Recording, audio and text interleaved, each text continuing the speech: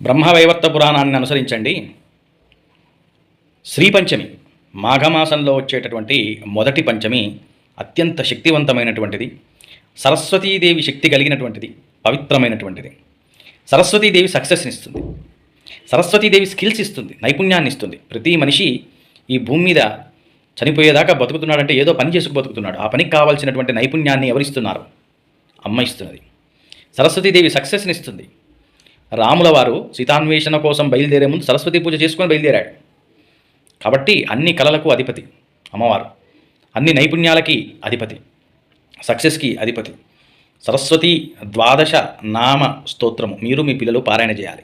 చేయలేమండి అనుకున్న వాళ్ళు ఐం సరస్వత్యై నమః అనేటటువంటి మూలమంత్రాన్ని 5 మాలలు జపమాలలు తిప్పుకోండి. 500 సార్లు అయినట్టుగా అవుతుంది. ఇష్ట నైవేద్యం అరటిపండు పెట్టుకోండి. అద్భుతమైనటువంటి ఫలితాలు మీకు మీ పిల్లలకు ఉంటాయి. ఆ విధంగా చేయండి.